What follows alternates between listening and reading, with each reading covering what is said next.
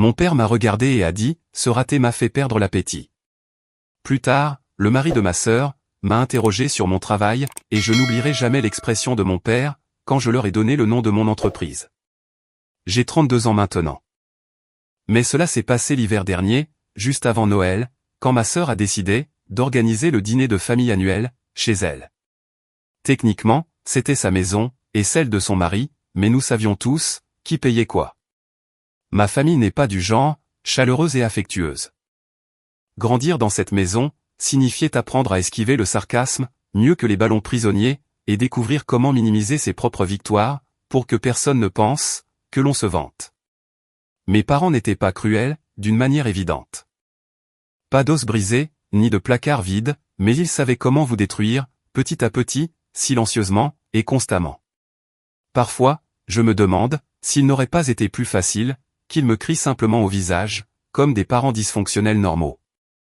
J'ai abandonné l'université quand j'avais 20 ans. C'est le grand titre auquel ils se sont accrochés depuis lors. Peu importe que je sois parti, parce que l'entreprise que j'avais lancée dans ma chambre d'étudiant a soudainement explosé et que je ne pouvais plus la gérer entre les partiels. Peu importe que j'ai vendu cette entreprise 5 ans plus tard pour un montant que je n'ai toujours pas totalement assimilé. Pour eux, j'ai baissé les bras. Je n'ai pas été à la hauteur. Je suis l'exemple à ne pas suivre de la famille. Chaque fois que mon nom est mentionné, il est suivi de ce long soupir. Celui qui dit « Imaginez, s'il était simplement resté à l'école ». Je vais rarement à ce genre d'événement.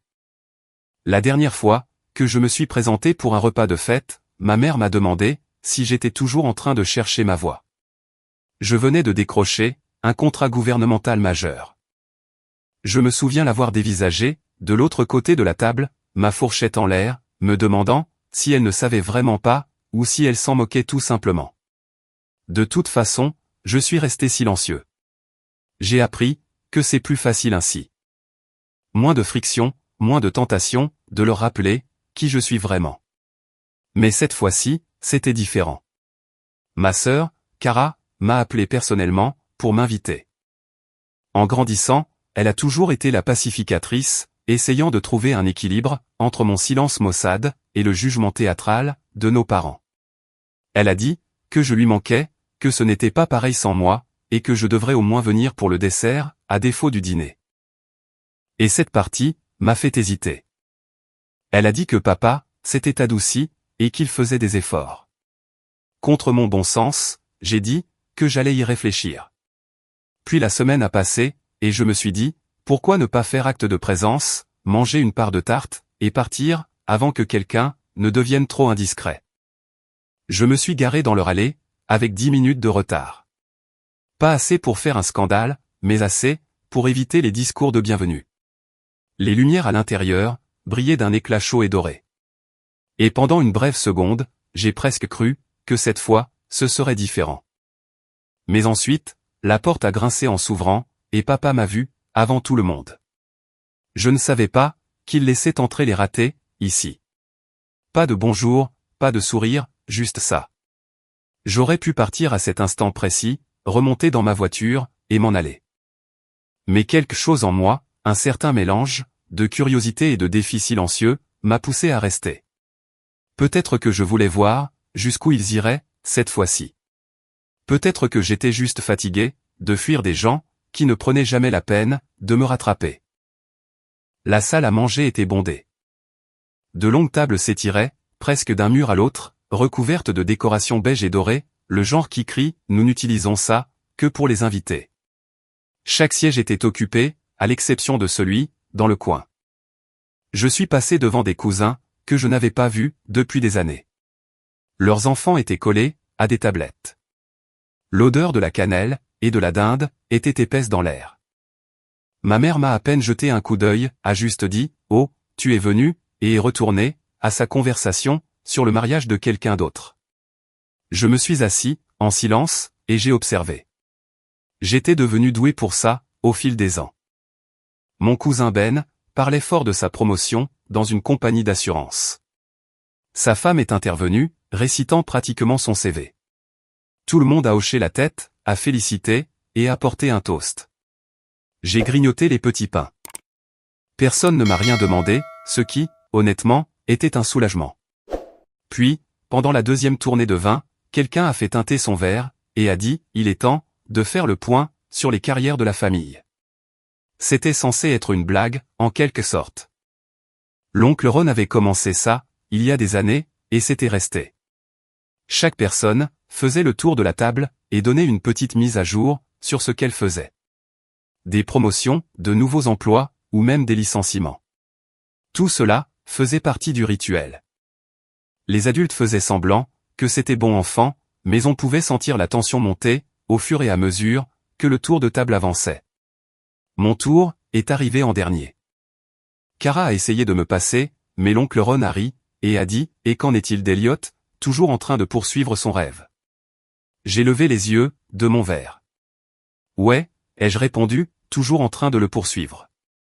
Quelques rires étouffés. Mon père a eu un sourire en coin. C'est alors que le mari de Kara, Matt, s'est penché vers moi. Il est plus récent, dans la famille. Il a épousé ma sœur, il y a quelques années. C'est un gars sympa, du genre employé d'entreprise. Nous n'avions jamais vraiment parlé. Où travailles-tu, d'ailleurs, a-t-il demandé nonchalamment, comme s'il ne s'attendait pas à grand-chose. J'ai fait une pause, j'ai pensé à mentir, j'ai pensé à dire que j'étais dans le conseil, ou quelque chose de vague, mais j'étais fatigué. Fatigué de minimiser, fatigué de faire semblant. Je lui ai donné le nom de l'entreprise. Il a cligné des yeux, puis m'a dévisagé, comme si je venais de parler, couramment en mandarin. Attends, a-t-il dit lentement, en plissant les yeux. Tu es mon PDG. La pièce est devenue silencieuse. Je veux dire, d'un silence de mort. Les fourchettes ont cessé de bouger. Même les enfants ont levé les yeux, et c'est la première fois que je m'en suis rendu compte. Personne ici ne savait. Pas même Kara.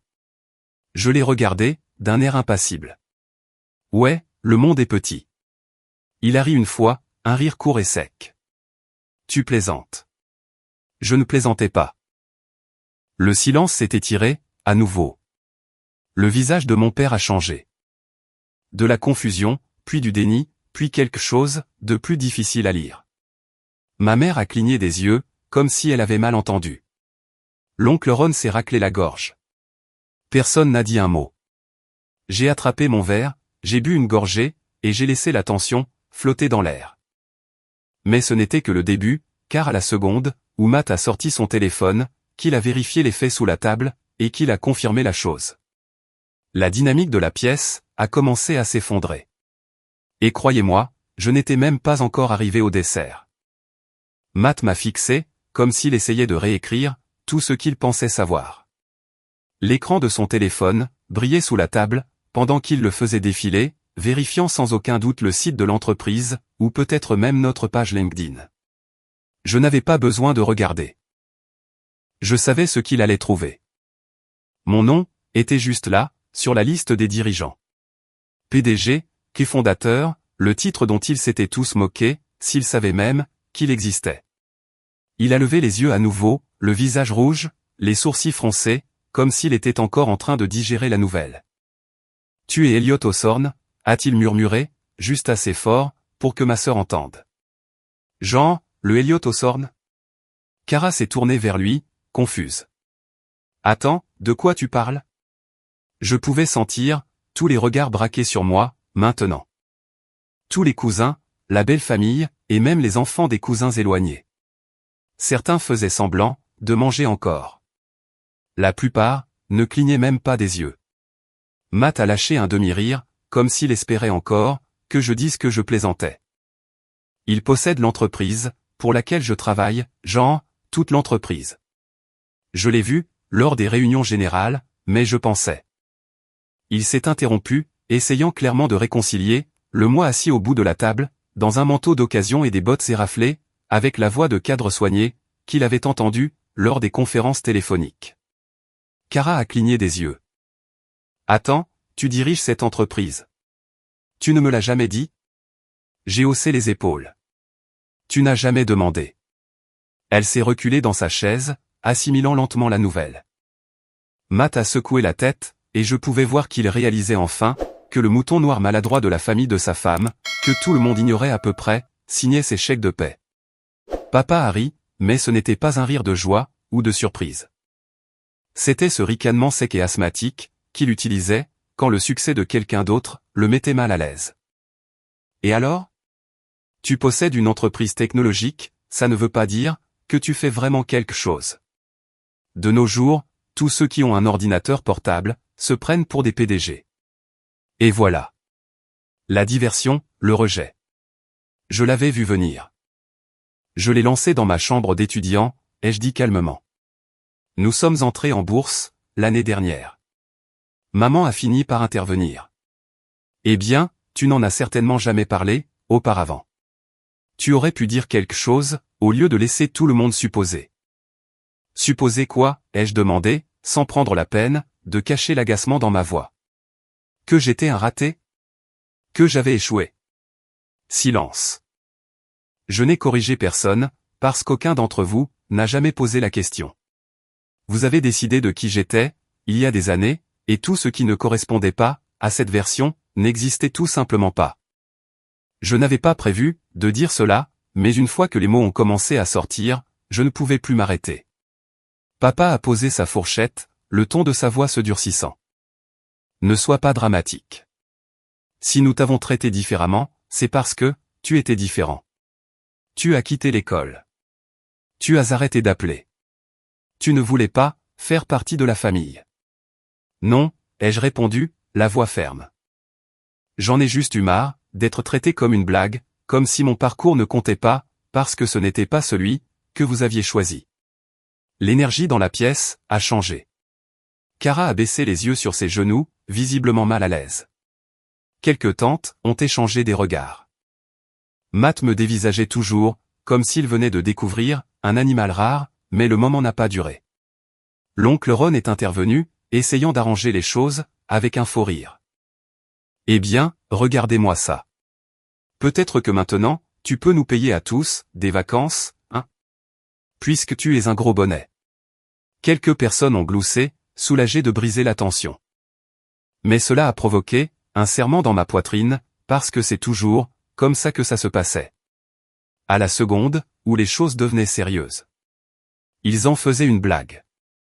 Rediriger, esquiver, passer à autre chose.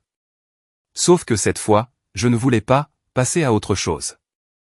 Je pourrais, ai-je dit, mais je ne le ferai pas. Cela a attiré leur attention. Je ne suis pas ici pour impressionner qui que ce soit. Je suis venu parce que Cara me l'a demandé. Mais si tout ce que vous allez faire, c'est de prétendre que ce n'est pas une habitude, je vous épargnerai cette peine, l'année prochaine. Papa a encore ricané. Et voilà, c'est reparti. Toujours aussi susceptible. Et c'est à ce moment-là que c'est arrivé. Le point de rupture. Matt, tenant toujours son téléphone, s'est raclé la gorge. En fait, j'ai quelque chose à dire. Tout le monde s'est tourné vers lui. Je travaille pour l'entreprise d'Elliott depuis 3 ans. Il l'a construite à partir de rien. Nous avons eu des licenciements pendant la pandémie. Et il s'est personnellement assuré que personne dans mon équipe ne perde son emploi. Je ne savais même pas qui il était à l'époque. Mais maintenant que je le sais, je pense que c'est la première fois que je vois quelqu'un cacher son succès à cause de la façon dont sa famille réagirait. Il s'est tourné vers Cara. « Chérie, comment as-tu pu ne pas le savoir ?» Cara avait l'air sur le point de pleurer. Il ne parle jamais de son travail. Je pensais qu'il faisait juste des trucs en freelance. Cela a piqué, plus que je ne l'aurais cru. Je n'en ai pas parlé, ai-je dit doucement, parce que je ne voulais pas être accusé de me vanter une fois de plus. Papa a renâclé. Tu penses que nous sommes le problème? Tu as toujours pensé que tu étais meilleur que nous. Non, ai-je répondu, j'espérais que vous seriez fiers de moi, mais j'ai fini par comprendre que ça n'arriverait pas. Je me suis levé. Pas de manière dramatique, juste assez pour signaler que j'en avais fini d'être coincé à la table des enfants, pendant que les adultes jouaient à faire semblant.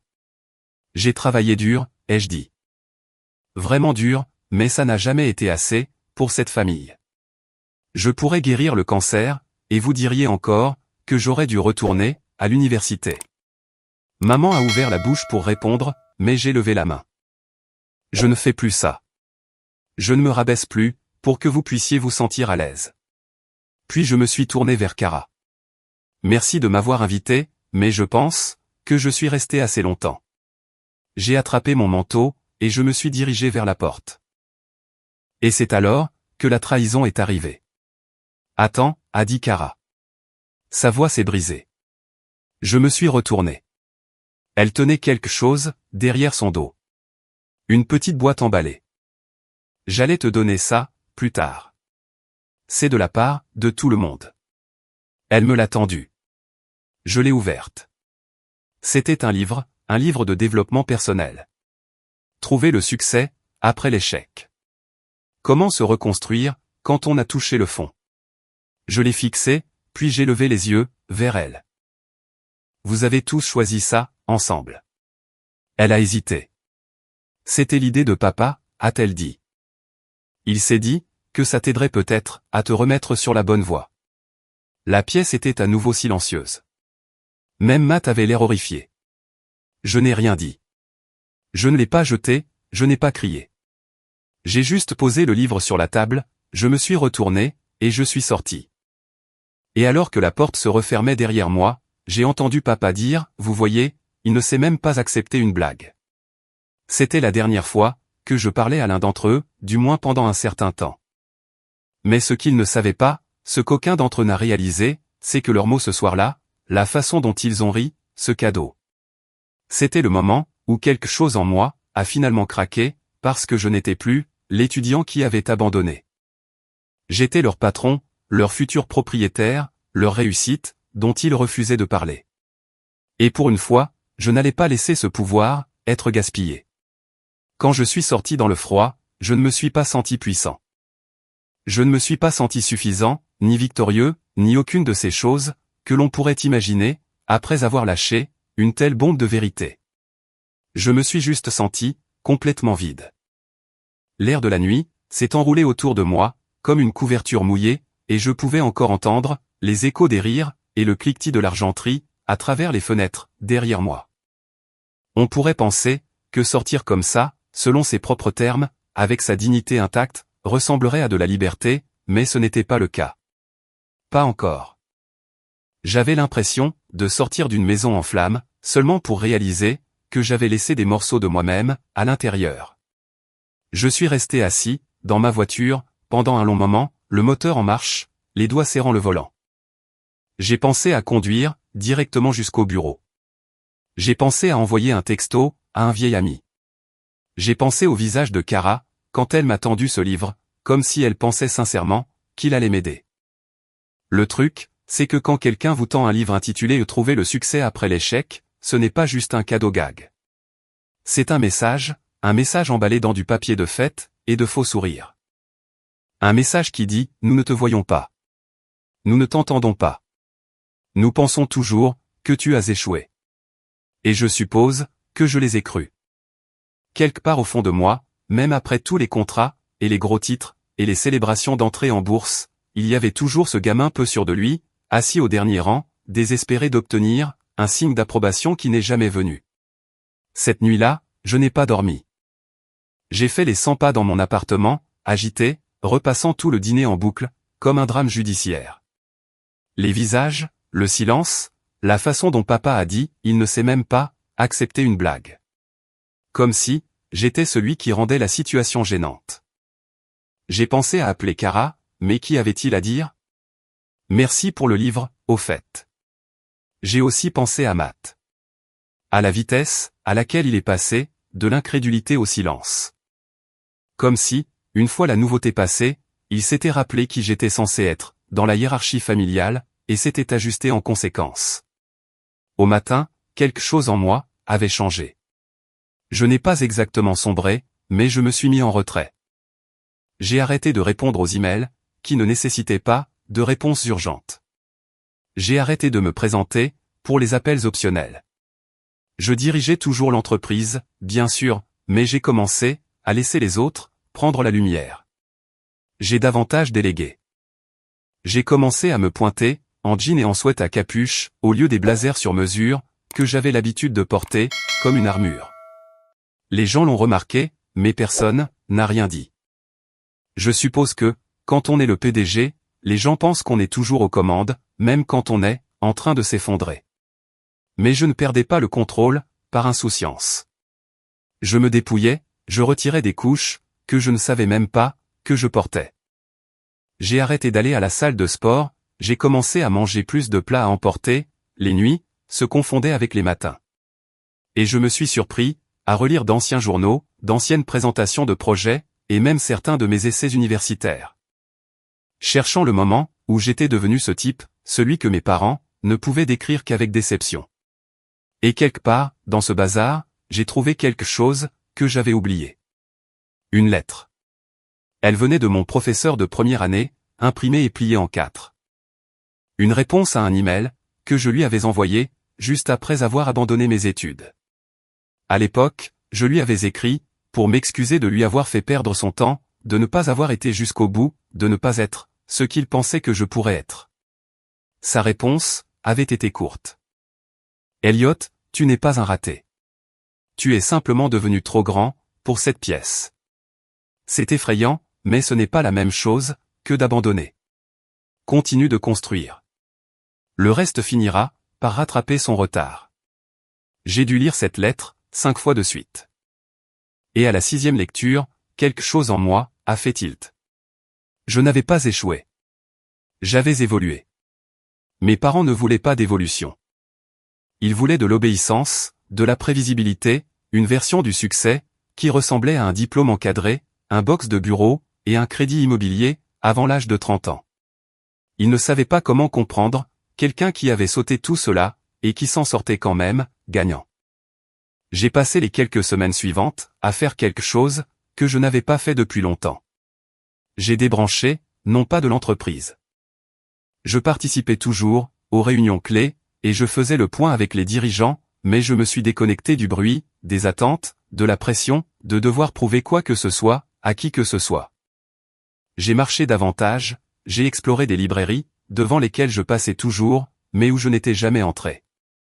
J'ai recommencé à tenir un journal, pas d'une manière performative, pour prendre soin de moi, mais honnêtement, de façon désordonnée.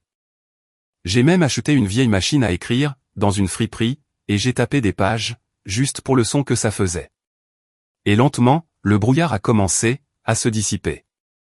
J'ai commencé à encadrer quelques jeunes entrepreneurs pendant mon temps libre. Des gamins qui me rappelaient qui j'étais, intelligents, débrouillards, et totalement ignorés par les personnes qui leur étaient les plus proches. Je ne l'ai pas fait pour la gloire ou pour mon ego. Je l'ai fait parce que je voulais que quelqu'un d'autre entende, tu n'es pas brisé. Tu ne rentres tout simplement pas dans le moule, et c'est très bien comme ça. L'un d'entre eux, un jeune de 19 ans nommé Jordan, avait créé une application mobile, qui était maladroite et à peine fonctionnelle, mais qui avait du cœur et une vraie vision. Je l'ai aidé à peaufiner son argumentaire, je l'ai mis en contact avec quelques investisseurs providentiels, et avant même de m'en rendre compte, il avait levé son premier tour de table. Le voir réussir m'a fait plus de bien que tout ce que j'avais accompli depuis des mois. C'est alors que j'ai réalisé autre chose. Je ne faisais pas que reconstruire mon estime personnelle. Je redéfinissais ce que le succès signifiait pour moi. Ce n'était pas seulement des gros titres et des revenus. C'était un héritage. C'était être la personne dont j'avais besoin quand j'étais plus jeune. C'était construire quelque chose qui me survivrait. Pas seulement une entreprise, mais un système de croyances, un modèle qui n'exigeait pas de se conformer pour avoir de la valeur. Pendant ce temps, la famille est restée silencieuse. Pas d'appel, pas de texto. Cara a envoyé un message « J'espère que tu vas bien » à la mi-janvier, mais je n'ai pas répondu. Pas parce que j'étais en colère, mais parce que j'étais fatigué. Fatigué d'être le seul à faire le travail émotionnel. Puis, un jour de février, quelque chose d'inattendu s'est produit. J'ai reçu un message des ressources humaines. Apparemment, Matt avait demandé un transfert. Quelque chose à propos d'un conflit d'intérêts et d'une dynamique familiale inconfortable. Je ne l'ai pas arrêté. Je n'ai même pas répondu. J'ai laissé cela me traverser, comme le vent, à travers une fenêtre entr'ouverte. Mais le timing était intéressant, car à peine 2 jours plus tard, j'ai reçu une lettre recommandée, par la poste. Elle venait de mes parents. Plus précisément, elle venait de leur avocat. Ils vendaient leur maison, et ils m'offraient la priorité, pour l'acheter à un taux familial généreux, avant de la mettre sur le marché. J'ai ri aux éclats, non pas parce que c'était drôle, mais parce que ça leur ressemblait tellement. Après toutes ces années, après m'avoir rejeté, après avoir rabaissé chacune de mes réussites, et m'avoir tendu un livre de développement personnel, lors d'un dîner de fête, leur premier véritable contact était une offre immobilière. Je n'ai pas répondu tout de suite. Je voulais réfléchir, non seulement à la maison, mais aussi à ce que je voulais, désormais. Ce qui ressemblait à de la vengeance, 6 semaines plus tôt, n'y ressemblait plus du tout, aujourd'hui. Je n'étais pas intéressé par le fait de prouver quelque chose, par pure fierté, mais j'étais intéressé par l'idée de prendre le contrôle de l'histoire. J'ai fixé cette lettre, pendant un long moment. Puis, je l'ai posée, j'ai ouvert mon ordinateur portable, et j'ai commencé à rédiger un type de réponse différent. Parce que le truc, avec le fait de toucher le fond, c'est que ce n'est pas toujours un lieu de désespoir. Parfois, ce sont les fondations, celles sur lesquelles vous reconstruisez, plus fort, plus vif, et plus inébranlablement vous-même, que jamais auparavant. Et cette lettre, c'était le plan, pour la suite des événements. Mais ils n'avaient aucune idée de ce qui les attendait. Je n'ai pas répondu à la lettre. Pas au début. Je l'ai pliée, et je l'ai glissée dans un tiroir, à côté des lettres de rejet, des universités où je ne suis jamais allé, du vieux relevé bancaire, du mois où j'ai atteint les 7 chiffres, et d'une photo décolorée de moi, à 16 ans. Me tenant là, raide dans une chemise boutonnée et froissée, lors de la remise des diplômes du lycée, de ma sœur, tandis que mon père rayonnait derrière elle, comme si elle venait de résoudre la faim dans le monde. J'ai fixé ce tiroir, pendant un moment. Je n'étais pas en colère, plus maintenant. La colère s'était consumée, des semaines auparavant. Ce qui restait maintenant, c'était quelque chose de plus froid, de plus concentré, de plus précis. J'avais appris, il y a longtemps, que la vengeance ne consistait pas à crier le plus fort, ni à claquer le plus de portes. Il s'agissait de contrôle, de montrer aux gens, tranquillement, méthodiquement, que le monde ne tournait pas autour de leur approbation. Cette offre pour la maison, ce n'était pas un rameau d'olivier. C'était un appât. Mes parents n'étaient pas sentimentaux. S'ils l'étaient, ils auraient appelé, m'auraient demandé comment j'allais, depuis le dîner, se seraient peut-être excusés, ou du moins, auraient fait semblant de le faire. Mais il ne s'agissait pas de renouer les liens. Il s'agissait de commodité et de désespoir. J'ai fait quelques recherches. L'un des avantages, à posséder une entreprise spécialisée dans l'intégration de logiciels financiers, c'est l'accès. Pas un accès illégal, attention, mais des connexions, des données, des registres publics, de l'immobilier, des déclarations, des tendances. Quelques appels plus tard, j'avais le tableau complet. Il s'avérait que mes parents étaient fauchés. Pas complètement en faillite, mais presque. Leur fonds de retraite avait pris un coup lors de la dernière baisse du marché. Et papa, monsieur j'ai travaillé dur pour tout ce que j'ai, avait apparemment refinancé la maison pour financer une opportunité d'investissement, il y a 2 ans. Une start-up de crypto-monnaie absurde, dirigée par un type nommé Lance, avec des pointes décolorées et un sweat à capuche Shopify. Ça a fait faillite. Maintenant, ils essayaient de vendre la maison, avant que la banque ne commence à frapper à leur porte. Et leur offre vers moi, en tant que premier acheteur familial, visait davantage à éviter les frais d'agent immobilier qu'à recoller les morceaux. Tout s'est mis en place. Le livre de développement personnel, le silence, le besoin soudain de reprendre contact par courrier recommandé. Ils ne voulaient pas d'une relation. Ils voulaient un renflouement. Et c'est à ce moment-là que j'ai su que je n'allais pas me contenter de rejeter leur offre. J'allais renverser toute la dynamique de fond en comble. Je me suis assis cette nuit-là et j'ai fait une liste. Pas une liste mesquine, ni un quelconque fantasme de vengeance consistant à tout brûler. Il ne s'agissait pas de remuer le couteau dans la plaie. Il s'agissait de remettre les compteurs à zéro. Pour une fois dans ma vie, j'allais être celui qui tirait les ficelles. Première étape, acheter la maison, mais pas à eux. J'ai contacté la banque directement. Pas par l'intermédiaire d'un tiers, mais par le biais de quelqu'un que j'avais rencontré des années auparavant, lors d'une conférence sur les technologies financières, à Austin. Un gestionnaire de compte intermédiaire, qui avait depuis été promu vice-président des prêts. Après une brève conversation, j'ai appris que la saisie immobilière était plus proche que mes parents ne l'avaient laissé entendre. Ils espéraient vendre avant que l'avis officiel ne tombe, probablement pour éviter l'embarras. Mais j'avais une meilleure idée. J'ai fait une offre à la banque, discrètement, tout en espèces, par l'intermédiaire d'une société écran, que j'avais déjà créée, des années auparavant, pour des investissements immobiliers. Techniquement, c'était une entité anonyme. Aucun lien avec le nom Hawthorne. La banque était ravie. J'ai obtenu la propriété, pour 20% en dessous de la valeur du marché. Pas de drame, pas de va-et-vient, juste les affaires. Deuxième étape, préparer le terrain. Je ne les ai pas expulsés. Pas encore. Cela aurait été évident, trop rapide.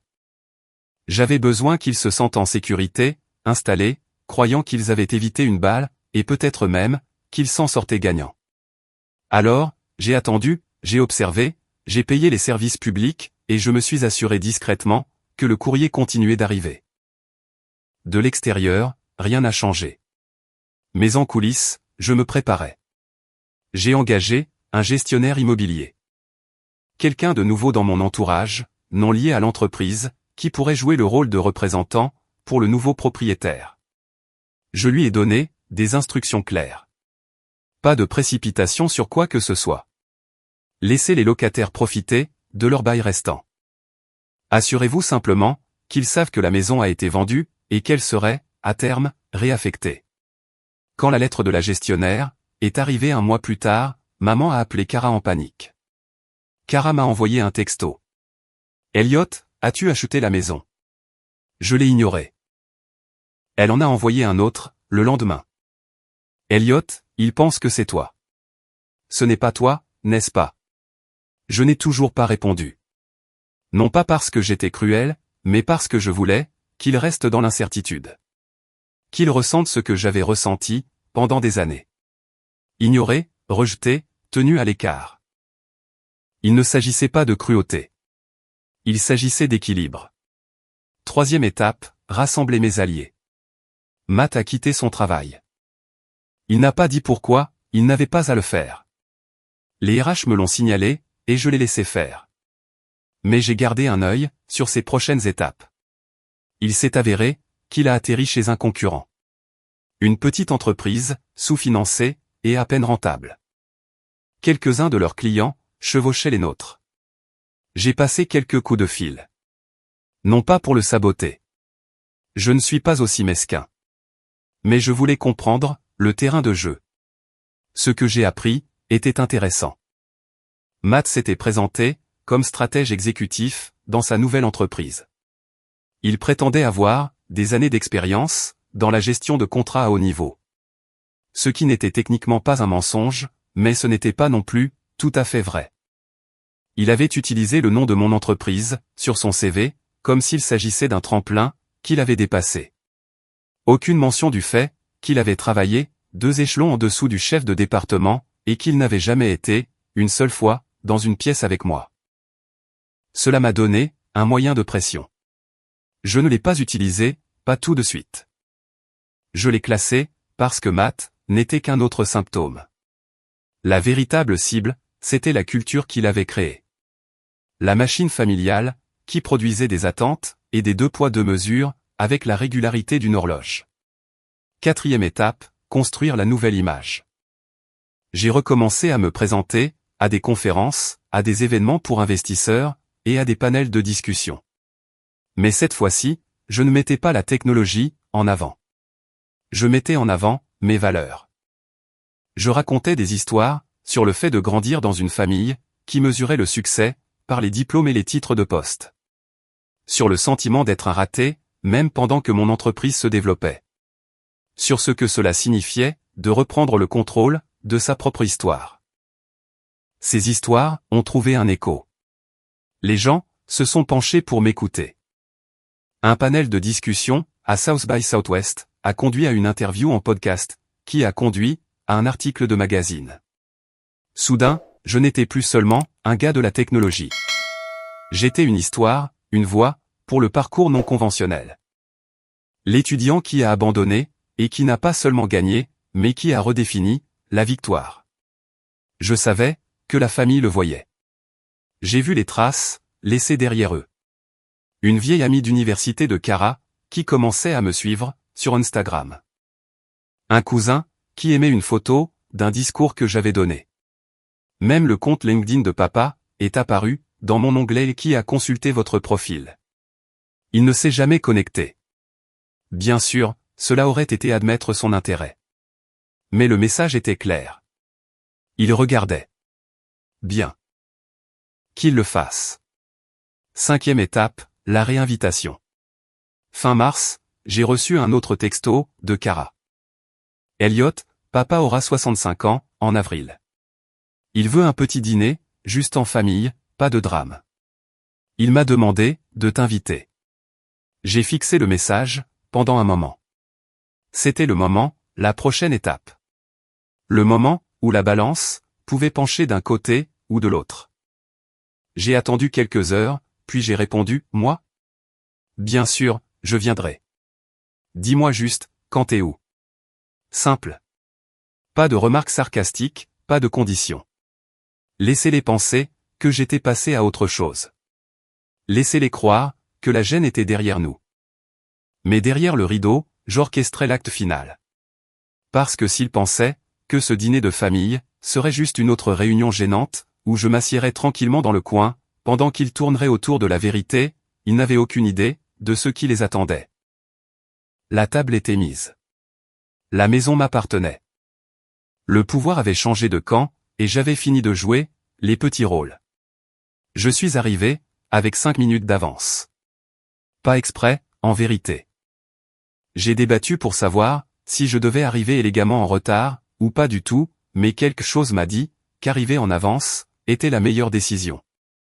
Il y a un certain pouvoir à être le premier à table, surtout quand cette table était autrefois celle à laquelle vous n'étiez même pas invité à vous asseoir correctement.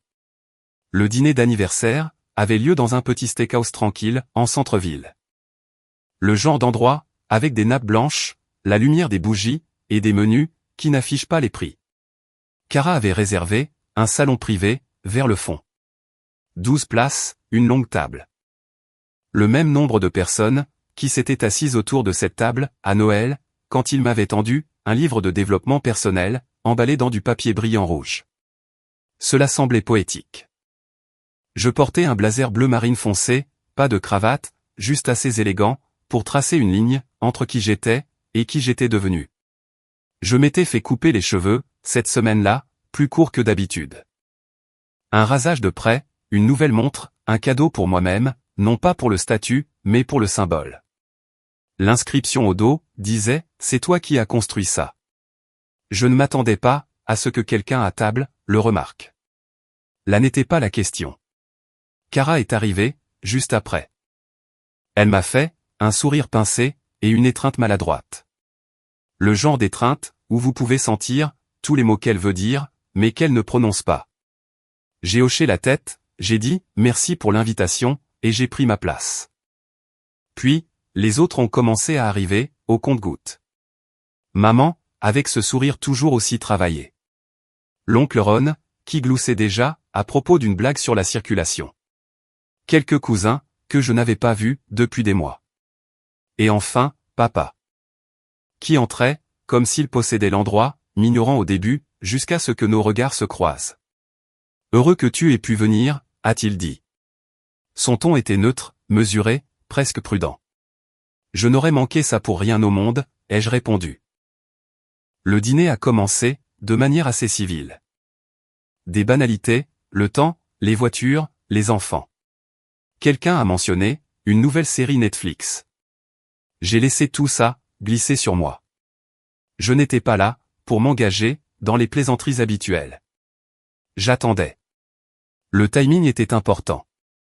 Matt est arrivé en retard, l'air penaud. Il m'a fait un signe de tête rapide, et s'est assis à côté de Cara, jouant nerveusement avec sa serviette. Il n'avait pas croisé mon regard, une seule fois, depuis le jour où il avait démissionné. Le serveur est venu, pour prendre nos commandes. Le vin a été servi. Le pain a été fait passer. La soirée s'est déroulée tranquillement, jusqu'à l'arrivée des plats principaux, et c'est là, que j'ai vu mon opportunité.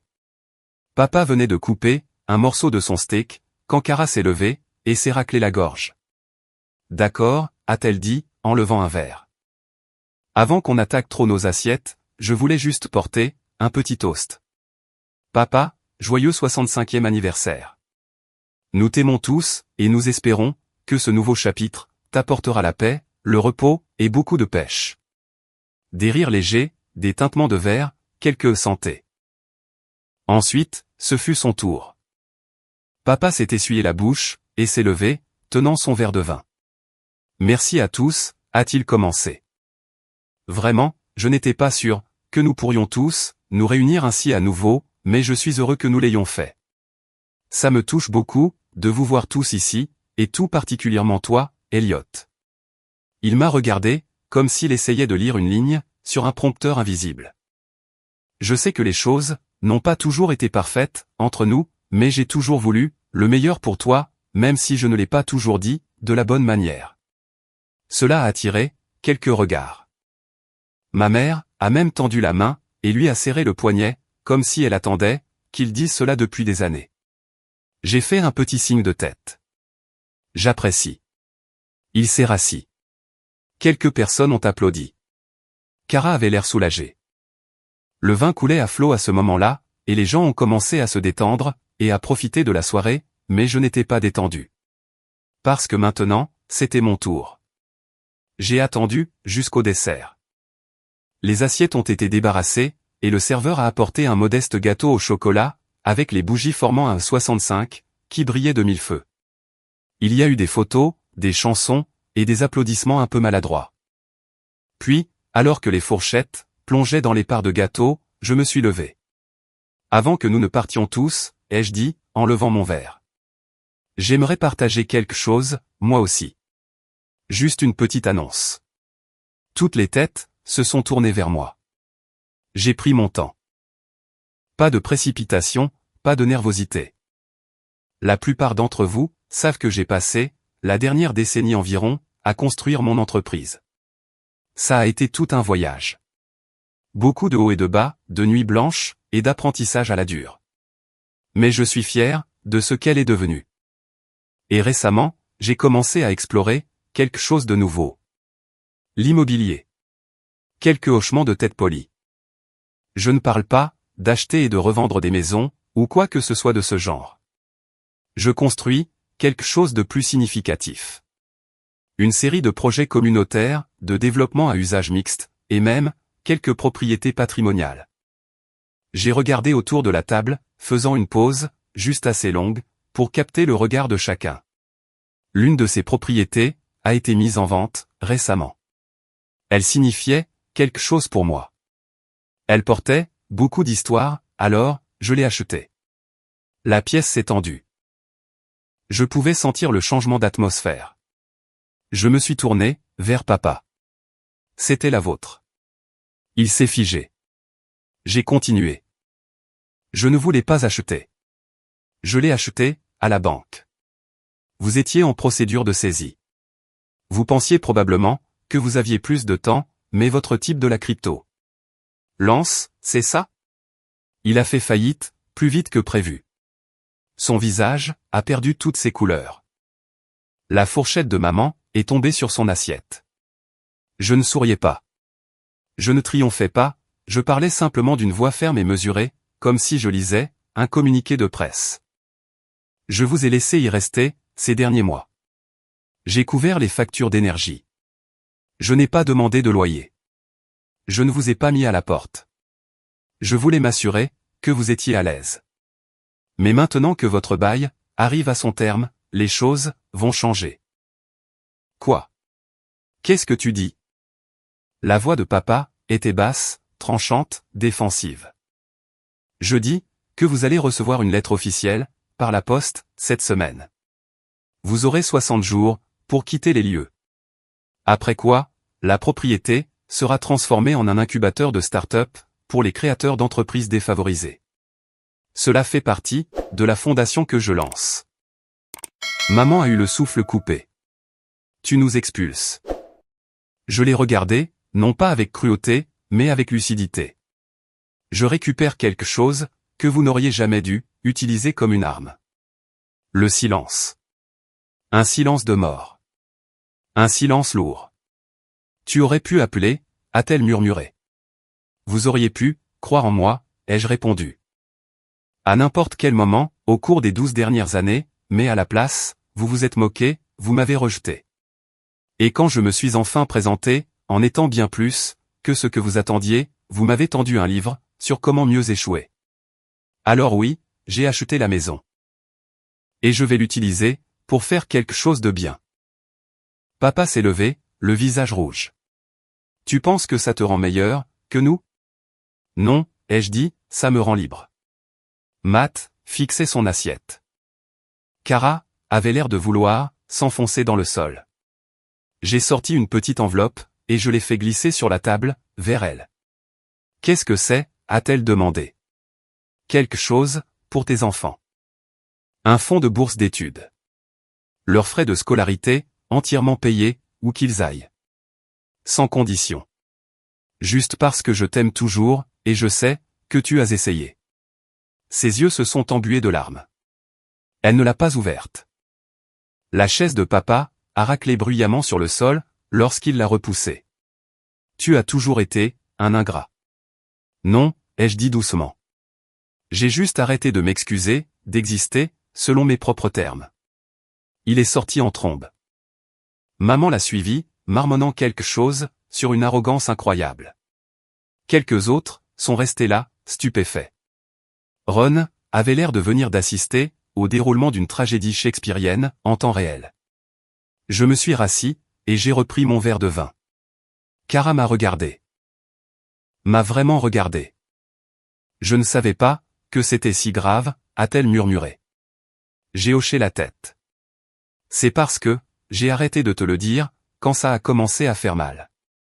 Elle n'a rien dit, pendant un long moment, fixant simplement l'enveloppe. Puis, finalement, elle s'est penchée, et a chuchoté, « Merci ». J'ai de nouveau hoché la tête. Au moment où l'addition est arrivée, la moitié de la table s'était déjà vidée. Seuls Kara et Matt restaient. Matt n'avait toujours pas parlé. Pas une seule fois. Alors que je me levais pour partir, j'ai déposé une deuxième enveloppe devant lui. Il a levé les yeux. Qu'est-ce que c'est? Un choix, ai-je répondu. Ton nouvel employeur est sur le point d'être audité. Ils ne sont pas prêts.